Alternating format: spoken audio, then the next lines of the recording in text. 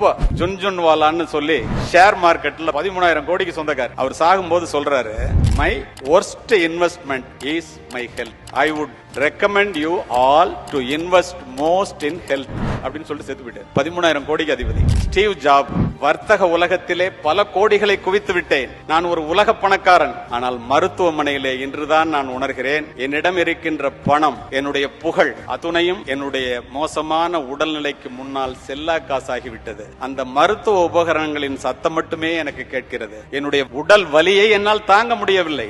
எத்தனை கோடி கேட்டாலும் அதை நான் கொடுப்பதற்கு தயார். இந்த வலியை யாராவது எடுத்துக்கொள்ள வேண்டும் என்றால் நான் தவறு செய்து விட்டேன். பணத்தை விட மிக முக்கியமானது உடல் நலம்தான் என்பதை தயவு செய்து எல்லோரும் தெரிந்து கொள்ளுங்கள் என்று சொல்லிவிட்டு செத்து போனவன் உலக பணக்காரர்களிலே ஒருவன். இதெல்லாம் எதுக்கு சொல்றேன்னா, இப்ப உடல் நலம், வாழ்வினுடைய முதன்மையான செல்வமும் முதலான செல்வமும் உடல் நலமே. உடல் நலத்தினுடைய உயிர் கோட்பாடு உடற்பயிற்சி.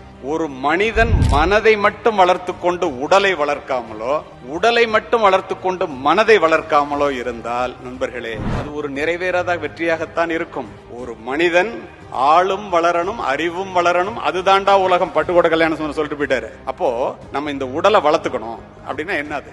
ஒரு வாரத்துக்கு 168 மணி நேரம். 1 மணி நேரத்தை ஒரு வாரத்திற்கு உங்கள் உடல் நலத்திற்காக நீங்கள் செலவு செய்தால், இல்ல நான் ரொம்ப பிஸியா இருக்கேன், எனக்கு அதுக்கெல்லாம் நேரம் இல்ல அப்படின்னா, பொள்ளாச்சியில இருந்து நான் சென்னைக்கு போறேன், ரொம்ப பிஸி, ரொம்ப அவசரம், பெட்ரோல் போடுறதுக்கு நேரம் இல்ல அப்படின்னா, உங்களுடைய பயணம் எப்படி பாதியிலேயே தடைப்பட்டு போய்விடுமோ நண்பர்களே. உடல் நலத்திற்காக நீங்கள் நேரத்தை ஒதுக்கவில்லை என்றால் நம்முடைய பயணம் பாதியிலேயே தடைப்பட்டு போய்விடும். இதில் எந்த விதமான மாற்று கருத்தும் இல்லை.